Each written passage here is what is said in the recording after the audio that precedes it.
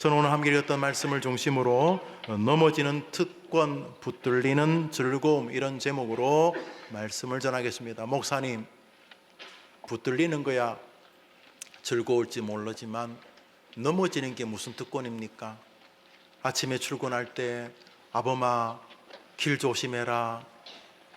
80 넘으신 어른이 40대 50대 아들 보고도 넘어지지 말라고 말하는데 넘어지는 게 무슨 특권입니까? 그럴 줄 알고 설교 제목을 쓴 것이지요.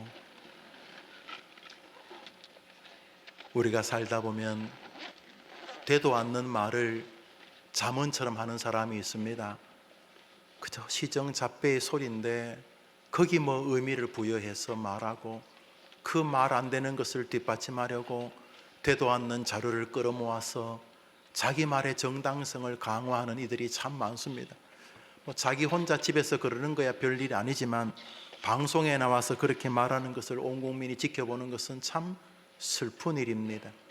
어떻게 된 일인지 이상한 공평성이 있어가지고 방송에 이렇게 보면은 이쪽 파가 나오면 또 저쪽 파가 나옵니다. 어떻게 세상이 그렇습니까? 여러분, 자식이 부모의 뺨을 때리면 옳습니까? 안 옳습니까? 왜 너희들께서는 말씀을 안 하십니까? 자녀가 부모님 뺨을 치면 옳습니까? 틀립니까? 기본적으로 옳지 않습니다. 그런데 이상하게 세상을 살다 보면 또 옳다는 사람 몇 명 있지 않겠습니까? 끌어모아서 기계적 공평성을 유지하는 너무 이상한 시대에 우리가 서 있습니다. 여기 국민들 대다수는 그건 말이 안 되지, 그런 호로 자식이 있나, 아무리 부모님이 잘못했다 그래도 말이 안 되는데 잘못하지도 않으신 자기 부모님을 치는 자식은 저런 극형을 처해야 돼. 보편적인 심정은 이쪽이 다수인데 그 중에는 자유가 뭐야, 평등하게 뭐 안 되면 치고받고 싸울 수도 있지, 뭐 아버지 엄마가 대수야, 뭐 이러면서 자식이 부모를 때릴 수도 있다. 이런 사람을 또 5천만 가운데 찾으면 또 몇 명 안 찾겠습니까? 그래서 방송국에서 부모를 치면 안 된다는 사람을 앉혀놓고 부모님 때려도 된다는 사람 앉혀놓고 토론을 하니까 이게 느낌이 꼭 반반 같은 느낌 안 듭니까? 우리 시대가 그런 억지들로 관영해 있습니다. 그러다 보니 단점이 생겼습니다. 어떤 말도 권위 있게 안 듣는 것입니다. 이렇게 말을 하면 한번 뒤집었어, 이렇게 비비 한번 꽈서 혹시 저기 말 안에 무슨 복선이 깔려 있지 않나, 겉으로 하는 말과 저 속셈은 다른 것 아닌가, 이렇게 살다 보니 아이들도 뭐 약속을 하면 엄마한테도 이렇게 말합니다. 오늘 공부 잘하면 놀이동산 데려갈게. 그러면 보통 자식들이 뭐라 그럽니까? 뭐라고 그래야 됩니까?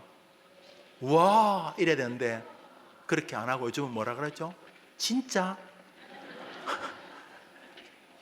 뻥 아니냐 이럴 거죠. 뭐 습관적인 언어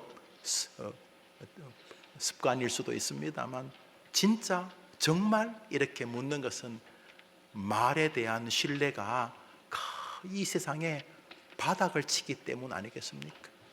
우리 장로님 기도하셨듯이 입법행정사법부에 그래도 잘난 사람이라고 그 입법부에 300명 좀 있고, 물론 그 도와주는 분도 계시지만 또 사법부에 한 3,000명쯤 판사분들이 계시고, 뭐 그분들도 또 도와주는 분도 계시고, 행정부도 대통령을 비롯해서 또 일정한 사람이 있겠고, 그래서 그들이 다 나라의 지도자들인데 그들이 하는 말이 이제는 고지 그대로 들어지지 않아.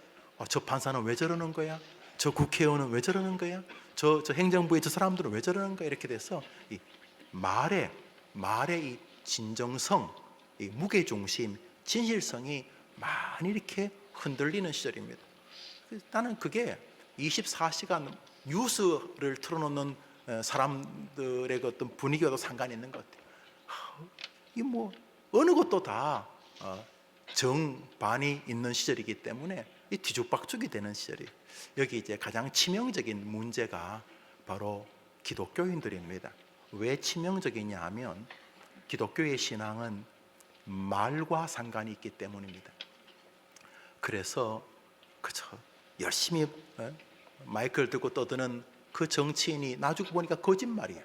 또 그렇게 뭐 결정하려는 판사가 가만히 보니까 그 사람이 나쁜 사람이에요. 그래서 이제 이 진정성이 막 이렇게 훼손되다 보니까 어느덧 성경에 대한 태도도 그런 자세로 접근해서, 성경도 뭐 굳이 거짓말이라고 하진 않지만은 그렇게 그대로 이루어진다라고 믿지도 않는, 그래서 뭐 성경을 그저 거짓말 잘하는 정치인의 말처럼은 대하지 않아도 내 스스로가 내 기준을 가지고 아니 성경이 뭐 다 맞아, 그냥 뭐 좋은 말이긴 한데 이루어지지는 다 않는, 이렇게 성경을 대함으로 인하여 치명적인 사단의 승리를 우리 삶에서 그만 주게 되는 불행을 이제 겪게 되는 것이죠. 성경을 주야로 묵상하는 자가 복이 있다고 했지만 안 읽잖아요. 주의 말씀은 내 발의 등이요 내 길의 빛이라 그래도 말씀보다 훨씬 더 권위 있어 보이는 세상적인 자문이나 금언의 방식에 혹은 나의 경험에 훨씬 더 내 인생을 달아주지 않습니까? 그런 면에서 오늘 성경은 우리에게 아주 중요한 마음가짐을 새롭게 해 줍니다. 왜냐하면 이 성경은 먼저 다윗의 말이기 때문입니다. 시편 37편 오늘 본문은 다윗의 말인데, 이 다윗의 말이 왜 성경이 되었느냐 하는 것입니다. 그것은 하나님이 다윗의 말을 당신의 의견으로 인정하셨기 때문입니다. 바꾸어 말하 하여 바꾸어 말하면 하나님이 다윗을 통해 하나님의 뜻을 우리에게 계시하셨기 때문인 것입니다. 그런 면에서 성경은 오늘도 내일도 영원한 우리를 복된 길로 인도하는 진리, 유일한 은혜의 말씀인 줄 믿어야 하는 것입니다. 이 혼란함 속에서 성경까지 그렇게 대하면 안 되고, 도리어 이 캄캄한 밤에 조금만 마음을 잘 잡수시면 야, 여기 길이 있구나 하고 훨씬 더 성경에서 여러분의 생로병사의 문제를 해결할 진리를 찾게 될 줄 믿습니다. 어두울수록 작은 반딧불도 빛이 되는 것처럼 거짓이 진실과 혼재되어 있는 이 시대에 참 진리, 영원한 생명의 길, 말씀이 우리 해림의 성도들, 특별히 예배하는 청소년들에게 박히게 되는 해림교회의 예배가 되기를 바라는 것입니다. 오늘 성경 읽습니다. 읽읍시다. 시작.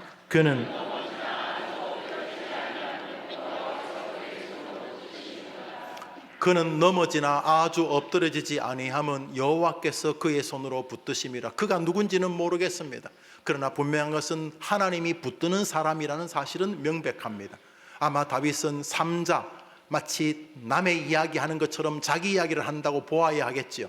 다윗이 잘하는 것이 않습니까? 자기를 중심에서 비켜놓아서 마치 밖에서 세상을 보는 것처럼 그는 넘어지나 아주 엎드러지지 아니하면, 엎드러지는 쭉 뻗어버리는, 끝나버리는, 넘어지기는 하지만 끝나지는 아니한다. 왜냐하면 여호와께서 여호와의 손으로 그를 붙드시기 때문이다. 이것이 성경이라는 것이 중요한 것입니다. 다윗이 해보는 소리면 그 무슨 의미가 있겠습니까? 그러나 이 성경이 다윗의 입을 통해 우리에게 전하고자 하는 하나님의 음성이라면 우리 인생은 이 말씀만으로도 새로운 지평에 도달할 수 있습니다. 모쪼록 오늘 이 말씀을 설교할 때 여러분과 제가 함께 하나님의 은혜를 경험하는 은혜 아침 되기를 간절히 바랍니다. 그리고 이 말씀이 오늘뿐만이 아니라 다음 주일 우리 만날 때까지 이 말씀이 우리를 견인해서, 말씀이 우리를 끌고, 말씀이 우리를 밀어주면서 승리의 길을 말씀과 함께 경험하게 되기를 바라는 것입니다. 오늘 본문의 주제는 너무 명백합니다. 한번 따라합시다. 하나님이 붙드는 사람도 넘어진다. 여러분 해봐요. 시작. 그 정도로 여러분 영원히 듣겠습니까? 한 번 더 시작. 하나님이 우리 가운데 하나님을 원망할 수 있는 자격이 아무도 없습니다. 왜 그러셨어요? 이렇게 말 못합니다. 대기업에 다니시는 어떤 집사님과 대화해보니까 대기업 회장이 어떤 사람이냐? 그냥 신입니다. 신. 자기가 실컷 뭐 6개월 동안 이번에 이란 쪽에서 뭘 하자고 해서 6개월 동안 뭐 수십 명이 달려들어가지고 뭐 해외 출장 가가지고 뭐 연구 자료를 이만큼 했는데 그 다음날 와가지고 6개월 뒤에 그 회장이라는 사람이 그래도 이란보다는 그래도 전쟁 중이지만 끝날 이라크가 안 좋겠어? 이란은 없는 걸로 하자. 그럼 6개월 동안 했더니 없어진대. 별로 여러분 안 놀라네요. 회장이 한 번 하면 그 끝이래요. 6개월 동안 그렇게 막 사람들이 출장 다니고 막 애를 쓰고 막 없던 걸 하잖아요. 그 끝이래요. 대기업의 회장이 누굽니까? 신이죠. 근데 그 아주 강하게 인상이 남아 있습니다. 그 말이. 여기 진짜 신이 계십니다. 우리 하나님이십니다. 하나님이 저렇게 말씀하시면 무조건 진리인 것입니다. 그러므로 하나님이 붙드는 사람도 넘어진다고 3번이나 따라 했는데 넘어졌다고 죽으려고 그러면 어쩌자는 겁니까? 죽는 거 여러분 자유지만 하나님을 모독하며 죽는 거지 않습니까? 아니, 하나님이 붙드는 사람도 넘어진다고 내가 성경에 써놨잖아. 너가 그날 목사가 따라하라고 3번 따라 했잖아. 그런데 넘어졌다고. 무슨 뭐 병이 들었다고 도 넘어지는 거죠. 자식이 어려움이 것도 넘어지는 거죠. 뭐 살다가 어떤 직장에 쫓겨나는 것도 넘어지는 거죠. 뭐 신나는 건 아니지 않습니까? 뭐 살다 보면 넘어지죠. 그런데 문제는 하나님이 붙드는 사람도 넘어진다는 사실입니다. 성경이 그렇게 말하니까. 우리 37편 23절 전으로 읽겠습니다. 시작. 여호와께서 사람의 걸음을 정하시고 그의 길을 기뻐하시나니 그는 넘어지나 내가 어려서부터 늙기까지. 넘어진 사람이 어떤 사람입니까? 노란 글씨 윗구절 읽어봅시다. 시작. 여호와께서 사람의 걸음을 정하시고 그의 길을 기뻐하시나니. 그 넘어진 사람이 누굽니까? 하나님이 그 사람을 정하시고 그 사람 보면 막 신나고 그 사람 때문에 기쁘신 그 사람도 뭐 한다고요? 넘어지는. 여러분은 왜 넘어지면 안 되는데? 여러분 자식은 왜 넘어지면 안 돼요? 여러분 부모님은 왜 병들면 안 되는데? 그러면 하나님이 안 계신 거예요? 써놨잖아요.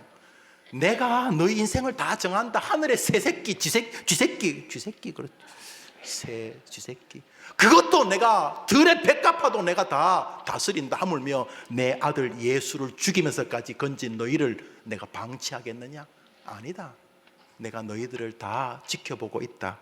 그런데 너도 넘어지는 것이 내 계획 안에 들어 있다는 것입니다. 하면 힘들지만 아멘. 야, 여러분 아멘 하면 믿음 좋은 사람 진짜 여러분이 아멘 한 것만 붙들어도 충분히 늙어갈 만해요. 하나님이 정하시고 기뻐하시는 사람도 인생에서 넘어지는 시기가 있다라고 성경이 말하죠. 있다라고 하잖아요. 있다. 살다 보면 넘어지는 방식도 여러 가지예요. 믿었던 사람한테 뒤통수를 엎어져. 갑자기 병이 생겨 넘어지기도. 뭐 알지도 못하는 일이 또 내게 나는 모르는데 또 내가 그랬다고 그래서 또 마음이 넘어지기도 낙심하기도 그 외에 경제적으로 하여튼 넘어지는 방식은 수만 가지입니다만은 넘어지는 것이 하나님이 나를 버린 증거라는 것은 너무도 희약한 결론이라는 것을 알 수가 있습니다. 저기 넘어지고 엎어지는 사람을 주님은 의인이라고 불러주십니다. 죄가 하나도 없다는 것이 아니라 하나님이 선택해 줘서 의인이 되는 것이라는 측면에서 하나님이 끝까지 지켜주시는 성도의 견인, 끝까지 하나님이 붙들어 주시는 하나님이 택하신 백성도 또 넘어지는 시절이 있다라고 성경이 말하고 있습니다. 시편 143편의 기자도 이렇게 말합니다. 시작. 원수가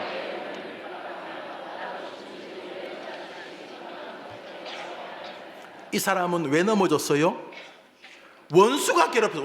원수가 남편 말고 핸드폰에 왼수 이렇게 쓴 사람들 직접 봤어요.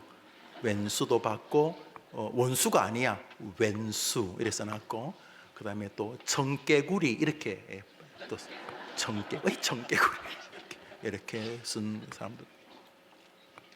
그런데 왜 넘어졌냐 하면 이 사람은 원수가 자꾸 안다리 걸기 바깥다리 걸기 뒤에서 밀기 그래가지고 넘어졌는데 넘어진 시간이 꽤 길었다는 거예요. 내가 흑암에 거한 것이 꽤 오래였다 그랬어요. 오랜 시간 동안 좀 넘어져 있었어요. 물론 하나님 앞에 오랜 시간은 말도 안 되죠. 천년이 하루 같은 분에게. 그러나 우리 마음에 일어날 때가 된 것 같은데 싶은 내 심정적으로 정서적으로 오랜 시간인 것처럼 느껴지는 넘어짐의 시기도 있다라고 말하고 있어요. 이 시편 기자만 그렇게 말하고 있지 않아요. 예레미야 선지자도 애가해서 말해요. 읽어봅시다. 시작. 근데 이 예레미야는 원수가 아니라 하나님이 무슨 계획이 계신지, 하나님이 나의 바깥다리를 딱 걸으셔가지고 그냥 탁 넘어지게 하셨다는 거예요. 예레미야는 원수가 아니라 하나님이 나를 흑암에 거하게 해서 거의 죽은 자와 방불할 만큼 내가 넘어져 있게 하셨다라고 말합니다. 그러니까 우리가 누가 우리를 넘어뜨리게 하든지 간에 그게 내 죄 때문에 넘어지든 내가 알지도 못하는 하나님의 다른 계획이 계셔서 넘어지든 넘어지는 시절이 있다는 거예요. 다윗이 죄 지어서 넘어졌죠. 그래서 도망다니고 얻어 터지고 그러잖아요. 반대로 요셉은 하나님의 계획, 하나님이 요셉을 훈련시켜서 애굽의 총리를 만들어서 자기 백성을 구원하시기 위해서는 요셉이 애굽 말도 좀 해야 되고 애굽 정치도 읽어야 되고 하니까 이게 애굽의 이스라엘 백성이 그 양만 치면 되겠어요. 그래서 요셉을 할 수 없이 애굽 말을 좀 배우게 하고 또 애굽 정치도 좀 배우게 하고 그러면서 특공 훈련을 시키기 위해서 요셉을 좀 훈련시켰는데 요셉 입장에서는 넘어지는 시간이죠.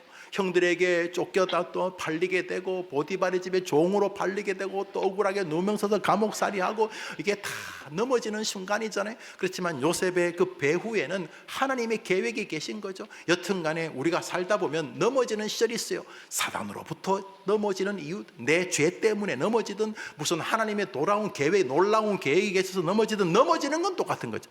여튼간에 인생살이에서 넘어짐, 난간, 환난, 어려움, 고통이 하나님이 선택한 사람에게도 있다.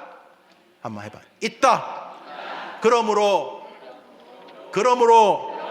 나에게도 넘어짐이 지금 있고 지금 없더라도 앞으로 있을 가능성이 100%다. 아멘 해봐요. 와, 우리 정말 믿음 좋아요. 그거 아멘 하잖아요. 아멘. 근데 진짜니까 아멘 하는 거예요. 진짜니까. 인생에 넘어짐의 시간이 있다. 하나님이 계획하고 기뻐하는 사람조차 넘어짐의 시간이 있다. 그러니까 넘어진다고 나 교회 안 다녀, 이건 너무 하나님 편에서는 우습기 짝이 없는 일이 되는 것입니다. 어떤 사람은 넘어지는 수준이 아니라 이게 목사님 이게 넘어진 수준이 아닙니다. 저는 끝났습니다. 저는 죽었습니다. 이런 자기 스스로도 아니 주변 모든 사람이 너는 끝, 재기 불가, 너는 끝, 너는 이제 죽은 거야. 너는 살아도 죽은 거야. 너는 더 이상 너에게 희망을 말하는 사람은 거짓말쟁이야. 희망회로 돌리지 마. 요즘 뇌피셜 그러거든. 너는 끝이야. 너는 더 이상 무슨 소망이 있고 꿈이 있고 길이 있고 호랑이 물려가도 정신만 너는 불가능해. 너는 명실상부 너는 끝이야. 이렇게 사람이 스스로도 주변도 그를 너는 죽었다라고 말하던 한 사람이 있었습니다. 당연히 끝이 아니죠. 왜요? 하나님이 택하신 사람은 안 끝나니까. 그 사람은 여인이었습니다. 성경 말씀 히브리서를 읽겠습니다. 시작. 사라가 어떤 처지였다고요? 늙었고 그 다음에요? 이건 늙은 것을 회복이 불가능하잖아요. 오늘 아침에 일어났더니 갑자기 60대가 20대가 되었네. 거울아 왜 그래? 아침에 일어나니까 정말 70 주름진 얼굴이 거울에 20대로 바뀌었어요. 그걸 전문적으로 노망이라고 그러죠. 노망. 무슨 70이 20살이 돼요. 10살이 잘못 본 거지. 안경을 써야 되는 거지. 늙었다는 것은 이제 세월의 여류함이기 때문에 막을 수가 없어요. 거기다가 자타가 죽은 자와 같았어요. 지금이야 꼭 무자식이 상팔자이기도 하고 결혼하면서 우리 결혼해서 애기 안 낳을 거야 그러면 결혼할 거야 이런 황당한 계획을 가지고 결혼한 분도 계시지만 과거에는 이 결혼해서 여인이 아기를 못 낳으면 특히 아들을 못 낳으면 아주 이게 보통 심각한 게 아니었어요. 정말 너무너무 심각한. 근데 사라가 아기를 정말 낳고 싶은데 아기를 낳지를 못했어요. 그런데 세월이 자꾸 흘렀어요. 20, 30, 50, 60, 이젠 60이 넘어가니까 아니 여자 나이 60에 어떻게 아기를 낳아? 70, 80, 이제는 남편도 남편, 아브라함도 아브라함이지만 내가 이제 아기를 낳을 그런 상황이 아니었어요. 그래서 다른 건 몰라도 자녀를 출산하는 문제에 관해서는 나는 늙었고 죽은 자와 방불했다. 그러니까 마음이 아기를 낳는 일에는 그대로 낙심한 거예요. 말 그대로 넘어진 거예요. 다른 건 모르겠는데 아기를 낳는 여성성으로서는 완전히 스스로가 낙심해서 자타가 아유 아줌마 아니 할머니 이제 아기 못 낳아요. 말이 돼요? 불가능해요. 기네스북 해레비도 안 돼요. 이제는 안 돼요. 못 낳아요. 그래서 자타가 넘어진 상태를 극점까지 몰아가 죽은 자와 방불하게 생각하게 된. 여기 지금 교회는 나와 있지만 자기 스스로 죽은 자와 방불하다고 생각하는 사람 없어요. 끝났어. 목사 양반 암만 그런 소리 해봐야 나는 끝났어. 나는 끝이야. 이런 사람 말이죠. 이 여인이 그랬다는 거. 그래서 이 여인은 육체도 죽은 것 같았지만 삶의 환경은 더 죽은 자와 같았어요. 참 이 여인이 남편을 정말 사랑했나 봐요. 아브라함을. 그래서 이 여인이 그래도 자기가 족장의 부인이니까 고민하다가 남편에게 그래도 남자는 나이가 들어도 혹시나 아이를 낳을 수 있을지 모르겠다 싶어서 남편이 80이 넘어가는 남편에게 자기의 그 종인 하갈이라는 여자를 그 남편의 둘째 부인으로 줍니다. 잘한 거예요, 못한 거예요, 여러분?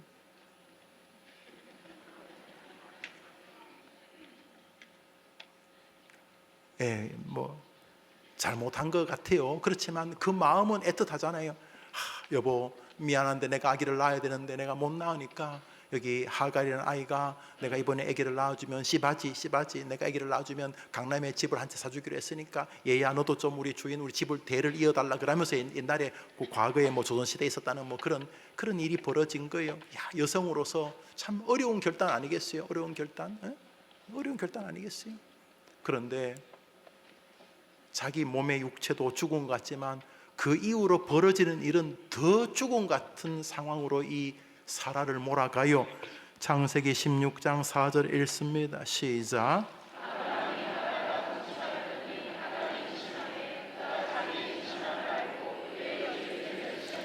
세상에 자기 몸에 죽은 것 같은 것 때문에 낙심하고 있는데 이제 하갈이 어제까지 몸종이던 애가 이제 임신하자마자 막 자기를 우습게 여겨 멸시하는 거예요. 애기도 못 낳는 아줌마 딸기나 사와요 뭐 이런 거 있잖아요. 요즘 말로 빌리면 어제까지는 막 청소하고 있던 하갈이 애기가 생기니까 아이 머리카락 돌아내냐네 뭐 해요 빨리 청소 좀 해요 이러고 막 겨울에 딸기 먹고 싶다. 내가 먹고 싶다는 게 아니고 여기 애기가 이러면서 그래서 사라가 멸시를 당합니다. 죽은 자와 방불하지 않았겠다. 이게 그냥 넘어지는 게 아니라 완전히 넉다운 자기를 봐도 넘어지지만 하갈과 하갈의 그 모욕과 멸시를 볼 때 이 여인은 사라는 아마 죽은 거예요. 눈은 뜨고 있지만 이 여인은 죽은 자 방불했어요. 결론은 그래서 끝났냐는 거예요. 그래서 넘어지면 끝이냐고요. 히브리서 11장을 읽습니다. 읽읍시다. 시작. 사라 늙어 죽은 자 방불한 한 사람으로 말미암아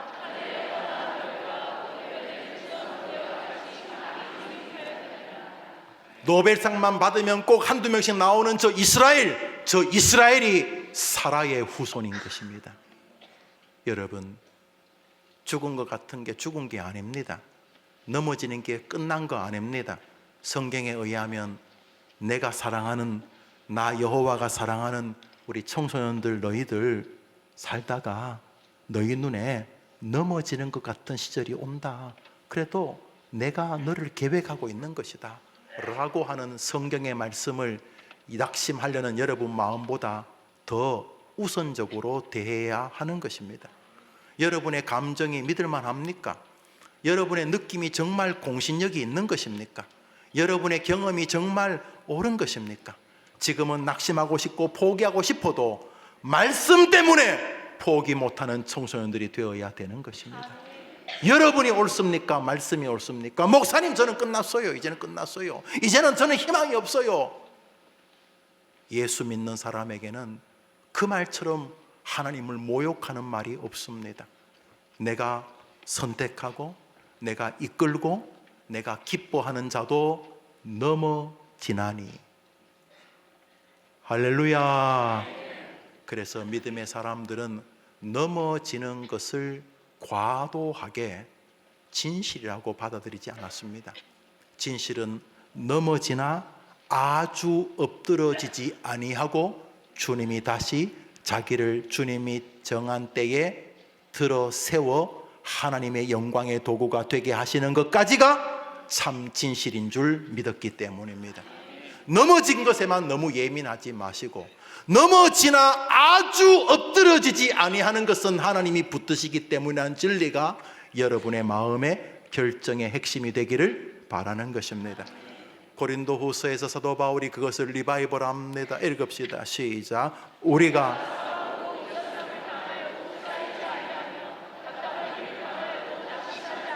사방으로 우겨쌈을 당하는 일이 넘어지는 거죠. 한 명만 밀어도 힘든데 한 명이 밀고 또 옆에서 밀고 다리 걸고, 야, 힘들어요. 그러나 우리가 낙심하지 않을 수 있어요. 왜요? 결론은 우리는 다시 일어나게 될 것이기 때문입니다. 정확히 말하면 다시 하나님이 우리를 일으켜 세우실 것이기 때문입니다. 왜? 여러분의 신실함과 아무 상관이 없어요. 물론 여러분이 신실함은 참 좋지만 하나님이 여러분이 넘어져도 다시 이렇게 세우는 것은 하나님의 자기의 신실함 때문인 것입니다. 자신이 뱉으신 말, 저는 넘어지나 아주 엎드러지지 아니함은 내가 선택한 자는 끝내 내가 붙들기 때문이다. 그래서 하나님을 믿는 여러분 되기를 축복합니다. 여러분과 현실을 그렇게 믿지 말고 그것을 초월하시고 계획하시고 약속하신 하나님 말씀을 믿게 되기를 축복합니다. 그래서 믿음의 사람들은 낙심하는 사람들에게 계속 이런 유의 말씀을 계속했습니다. 낙심이 아프지요. 누가 낙심이 좋겠어요? 누가 넘어지는 걸 신나하겠어요? 누가 죽음 같은 것을 즐거워하겠어요? 그렇지만 넘어지고 엎어지고 죽음 같은 사람에게 계속 말합니다. 두려워하지 말라. 하나님이 약속을 지키신다. 너무 낙심하지 말라. 하나님이 약속하신 것을 끝내 이루어 가신다. 성경 말씀 신명기를 읽습니다. 시작.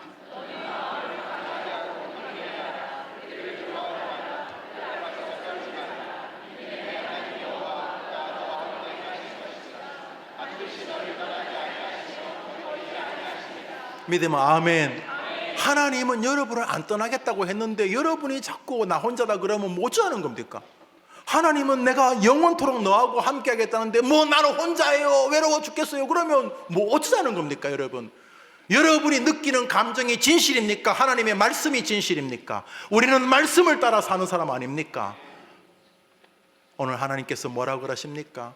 두려워하지 말라는 말은 넘어졌네 보니까 두려움의 요소가 싹 튼 거, 이것도 넘어진 거잖아요. 뭐 담대한 게 아니라 벌써 두려움이 있으니까 두려워하지 말라는 거지. 벌써 두려워한다는 게 넘어진 거잖아요. 마음이 벌써 낙심한 거잖아요. 딱 디플레이션이 온 거 아니에요. 침체가 온 거예요. 그런데 뭐라 그래요? 그래도 괜찮다는 거 아니에요. 왜 괜찮은 거예요? 넘어지나 아주 엎드리지 않기 때문이에요. 왜요? 주님이 택한 자를 붙들고 계시기 때문이에요.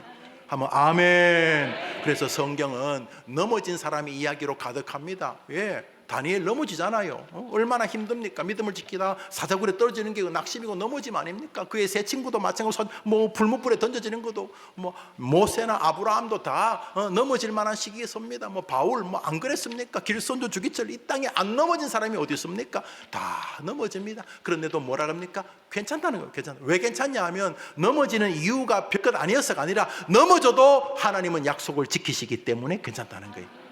할렐루야. 한번 더 넘어지는 그 순간에도 하나님은 나를 떠나지 아니하신다. 왜요? 왜 안 떠나세요? 왜 안 떠나세요? 성경에 써놓았기 때문에. 하나님이 성경을 무조건 진실되게 지키시기 때문에 성경이 있는 한 우리의 구원은 영원히 안전한 줄 믿습니다.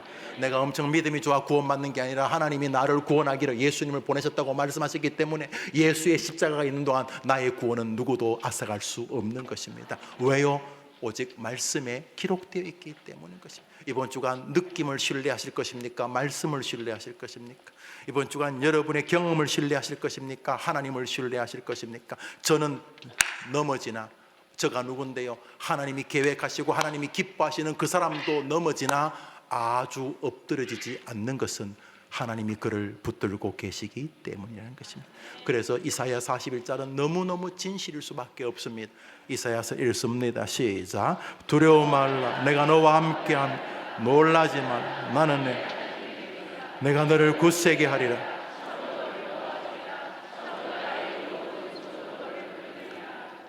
이번 주간 이 구절만이라도 외우고 암송하십시오. 두려워하지 말라는 말은 두려워하고 있는 것 아닙니까? 이미 넘어졌네요. 그렇지만 그게 끝이 아니라고 말씀하시는 것이 여러분에게도 들려지는 한 주가 되기를 축복합니다. 오늘 설교 본문 읽습니다. 시편 37편 24절 시작. 저는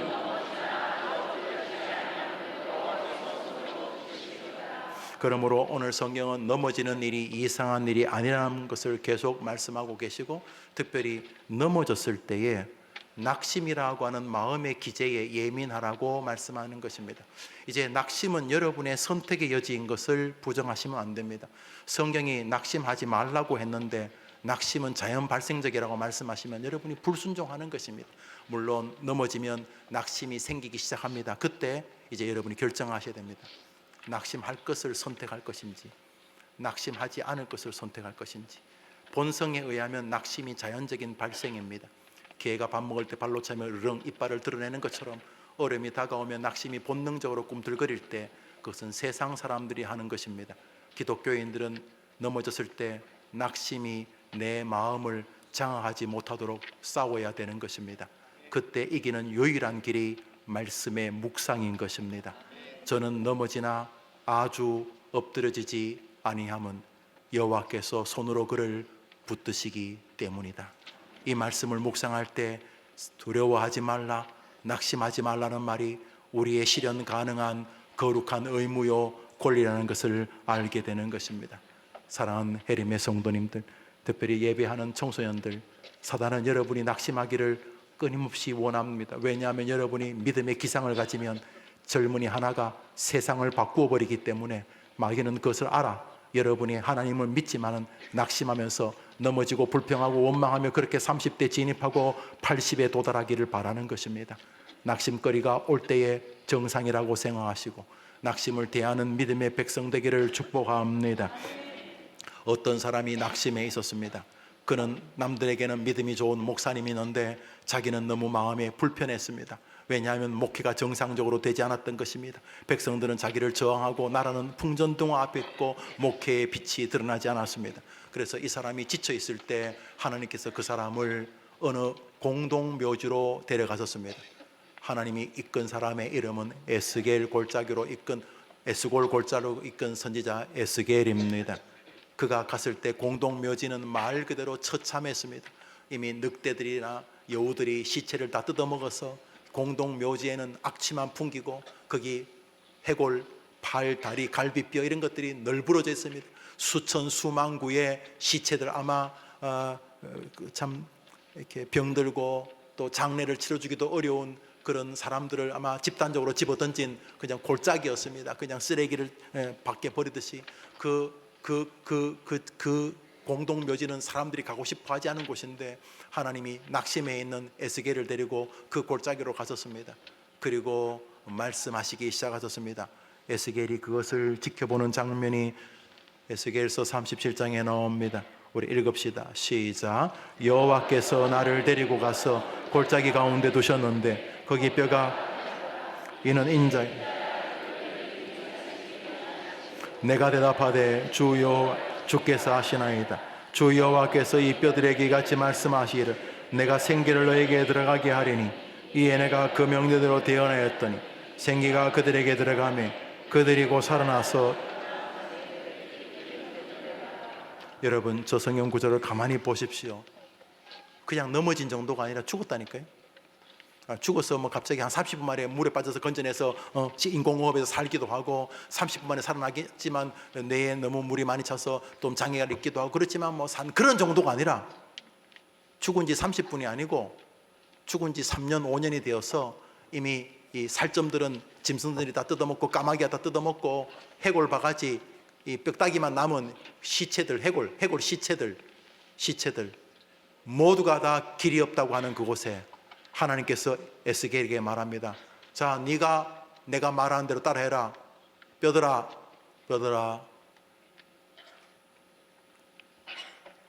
좀 재밌게 좀 들어봐요.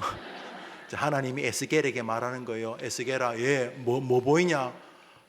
하나님, 내 시체들 몇만 개의 시체 아닙니까? 그래, 시체들에게 말해라. 뭘 말할까요? 내가 부르는 대로 말해라. 예, 하시죠. 시체들아, 살아날지어다.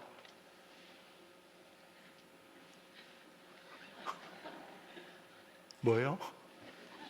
살아날지어다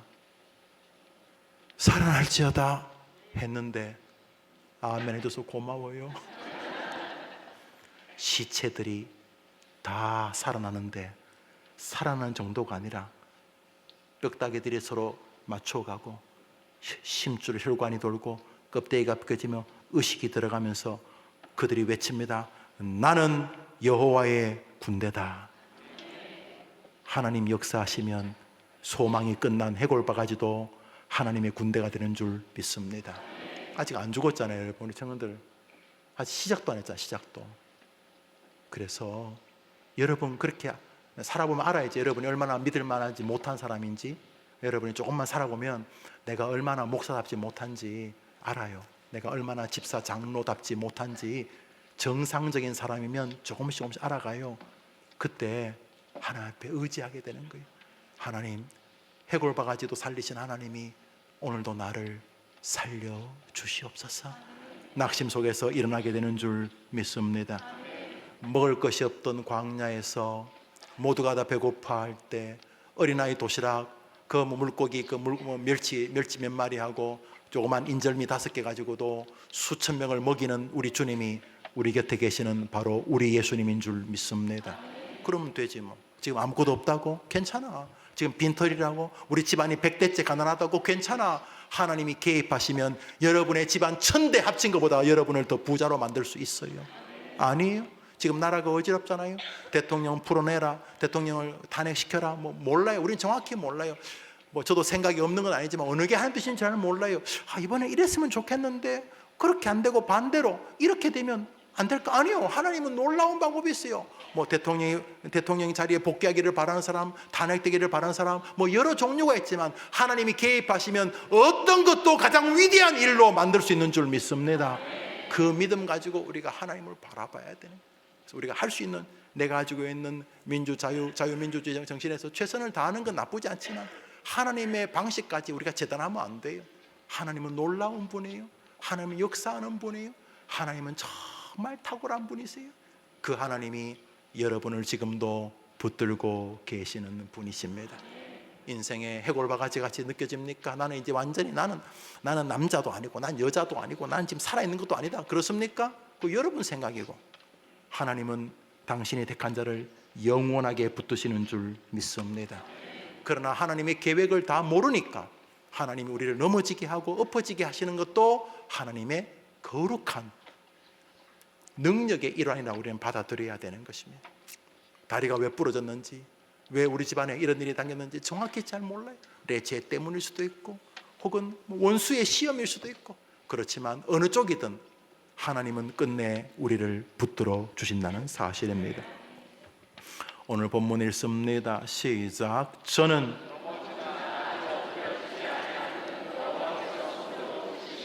중요한 것은 붙듦의 주체를 잊어서는 안 된다는 것입니다. 제발 요행이 어쩌다가 그런 소리 하지 마시고 넘어지지만 나는 결국 승리해야 될 거다. 왜냐하면 하나님이 붙들어 주실 것이기 때문이다. 그러니까 초점을 하나님께 맞춰야 되는 겁니다. 제발 재수, 요령 이런 소리 하지 말고 넘어지고 엎어지더라도 하나님 당신이 붙잡아 주시면 됩니다. 이것을 가지고 넘어질 때도 남들이 모르는 소망과 스릴을 가지고 고난을 이기는 여러분 되기를 축복합니다. 기쁠 때도 하나님 붙들어줘서 감사하고 랄랄라 찬송하고 할렐루야 하지만 인생에 살면서 넘어짐이 왔을 때도 물론 아프지, 넘어지면 좋을 리가 있나? 그렇지만 뭔가 이런저런 이유로 내가 넘어졌지만 그래도 우리 내면은 미소를 지을 수 있는 것입니다. 왜? 이 넘어짐도 하나님 손 안에 있기 때문인 것입니다. 저는 넘어지나 아주 엎드러지지 아니하면 주께서 그를 붙드심이로다. 그것이 다윗에게도 여러분에게도 영원한 진리인 줄 믿습니다. 그래서 우리는 늘 기억해야 됩니다. 넘어질 때도 내가 잘못해서 넘어지면 용서를 구해. 하나님 정말 죄송해요. 정말 잘못했어요. 주님 쥐어박는 거 느낄 수 있어요. 정말 죄송해요.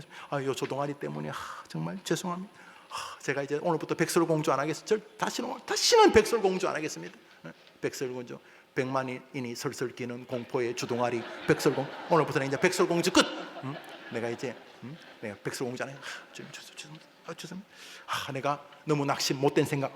정말 죄송합니다. 내가 악한 진짜 하면 안 될 생각. 너무 죄송합니다. 끊임없이 나의 잘못 때문이라면 내 하나님 앞에 회개하고, 그러나 내 잘못이라 할지라도 우리 기독교인은 어떤 면에서 뻔뻔합니다. 주님 죄송해요. 그렇지만 주님이 나를 붙들고 계신 것은 내가 알아요. 이게요 교만이 아니라 이게 성경을 믿는 성도라는 것입니다. 저는 넘어지지만 아주 엎드려지지 않는 것은 주님이 그를 붙드신다는 진리 앞에 우리 서야 됩니다. 이것이 진리인 것을 증명하시려고 친히 예수님을 보내주신 것입니다. 예수님이 왜 왔습니까? 나 여호와가 이놈아 너 붙들고 있다, 이거 증명하는 거 아닙니까? 아니면 죽이셨겠지. 예수님 그 하늘의 보좌를 버리고 그 전능자가 왜 오셨습니까?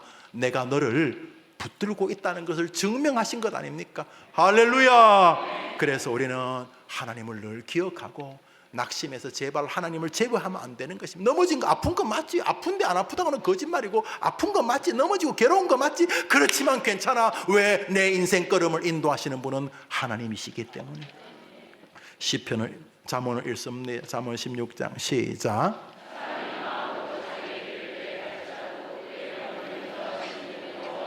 할렐루야. 이 말씀을 여러분이 스스로 적용해 가셔야 됩니다. 어떤 삶을 만나도 넘어진다고 믿음 생활을 버리면 안 되는 것입니다. 다시 성경, 다시 기도, 다시 설교 앞으로 오셔야 됩니다. 왜냐하면 하나님이 여러분을 여전히 붙들고 계시기 때문인 것입니다.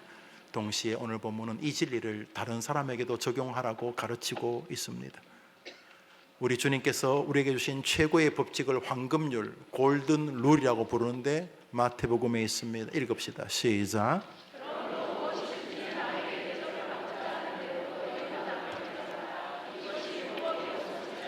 여러분도 주님께 내가 넘어지지만 아주 넘어지지 않은 것은 주께서 나를 붙드시기 때문입니다 라고 소망을 갖지 않습니까? 여러분이 넘어지고 엎어져도 소망을 갖지 않습니까? 그것을 동일하게 다른 사람에게 적용하셔야 합니다. 지금 제가 넘어지고 엎어지고 문제가 있어도 하나님이 저를 붙드시면 저 아이도 하나님의 위대한 사람이 될 수 있는 줄 믿습니다. 이게 교회를 교회답게 만드는 것입니다. 나만 넘어지고 엎어지고 주님이 붙드시고 저 사람은 넘어지고 엎어지면 주님이 안 붙드십니까?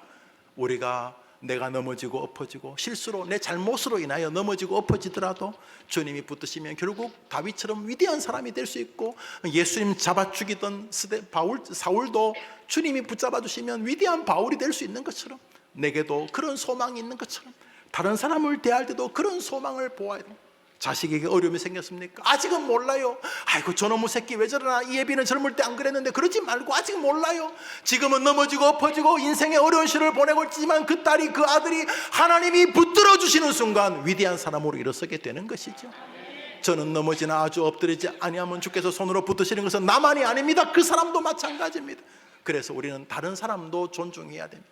교회가요 뭐 이렇게 집사, 장로, 권사 뽑을 때 축제가 되는 교회가 있나면 못난이들은 자기 안 뽑혔다고 또 자기 뽑았다고. 우리 교회는 장로님 피택됐는데 저 목사님 저는 정말 장로 자격이 없다고 해서 사실 여러분이 됩니다. 제가 아주 잘하셨다고 합니다. 물론 장로님 되신 분도 잘하는 분이지만 우리가 다 하나님 앞에 내가 장로님으로 집사님으로 권사로 선택되면 참 감사하다. 또 내 선택 안 되면 저분이 참 귀한 분이니까, 이렇게 서로 넘어지고 엎어지고 한계를 속에서 다른 사람도 나처럼 하나님께 붙잡힐 수 있다고 믿는 그것이 진짜 교회인 줄 믿습니다. 할렐루야. 먼저 부모님, 가족을 대할 때, 자녀를 대할 때 그렇게 보십시오. 걔는 왜 넘어지면 안 되는데, 여러분은 넘어지는데, 여러분 자식은 왜 넘어지면 안 되는데, 여러분은 오랫동안 헤매는데 걔는 왜 헤매면 안 되는데요. 그 아이가 하나님을 믿기만 하면 그 아이도 하나님이 때가 되면 다시 이렇게 세울 줄 믿습니다.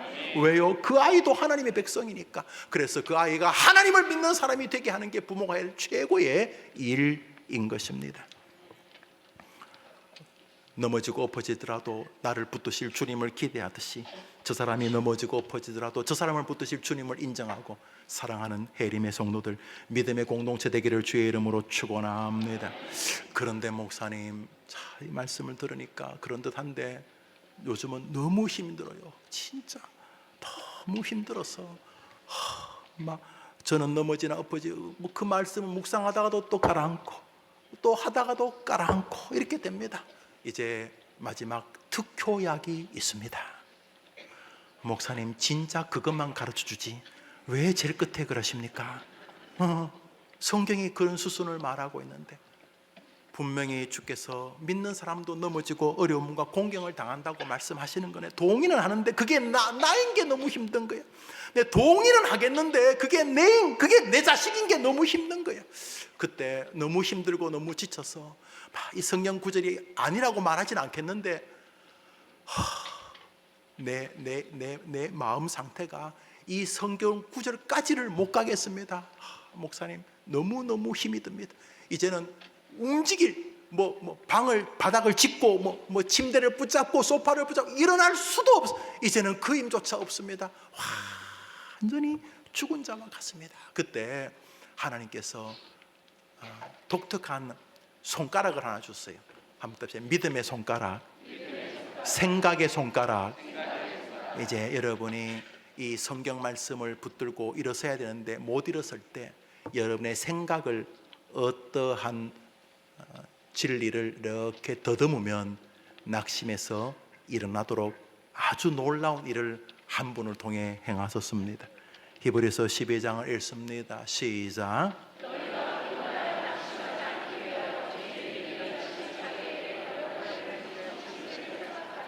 너희가 피곤하여 낙심하지 않기 위하여 죄인들이 이같이 자기를 거역한, 그럼에도 그것을 다 참아내시니 누구를 말하는 거죠?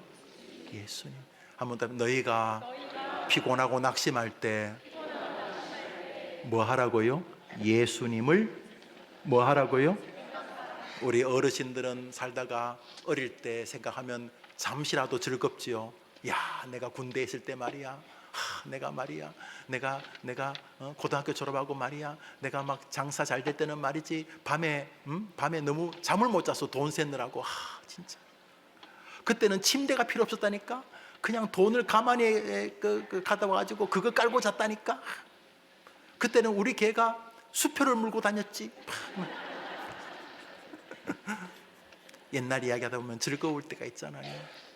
잠시라도 마음에 미소가 지어지고 또 살다가 무슨 대통령 장관에게 전교생을 대표해서 상 받을 때 막 그 순간이 갑자기 떠오르면 50년, 70년이 싹 지나가면서 그 짧은 순간은 위로가 되지 않습니까? 그죠? 그렇죠. 안 되면 말고. 그런데 주님이 약속하셨어요. 지치고 힘들 때 예수를 생각하면 일어서게 해주마. 뭐 생각할까요?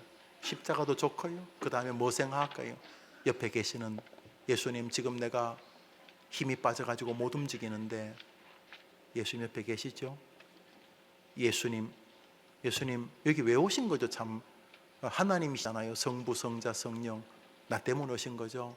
예수님, 지금도 말씀 가운데 역사하고 계신 거 맞죠? 예수님, 지금도 이 병든 침상에 나하고 함께 하시는 거 맞잖아요. 예수를 생각하는 동안 낙심과 피곤해서 일어나게 된 줄 믿으시면 아멘 해보십시오.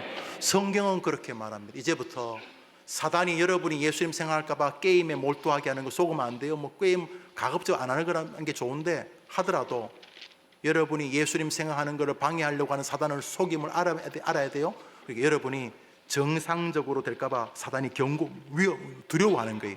여러분들이 예수, 힘들 때마다 예수를 생각하면서 승리하게 되기를 주의 이름으로 축복합니다.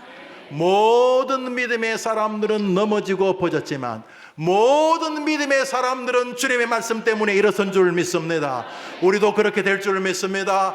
저는 넘어지고 엎어지고 자빠져도 죽은 자와 방불하게 되어도 하나님이 선택하여 붙들고 계시기 때문에 다시 일어서게 되는 것입니다. 그 사람이 여러분인 것입니다. 기도합시다. 자비로우신 주님, 이번 한 주간 넘어지는 특권을 기억하고, 아하, 하나님의 계획 안에 내가 있구나 기억하고, 붙들리는 즐거움으로 살아가는 우리 모든 성도들이 되게 하여 주시옵소서. 어떠한 상황 속에서도 넘어짐과 엎어짐이 전부라고 말하지 않도록 도우시고, 믿음에 굳게 서서 승리의 길을 걸어가는 하나님의 백성들 다 되게 하여 주시기를 예수님의 이름으로 기도합니다. 아멘. 제가 축도합니다.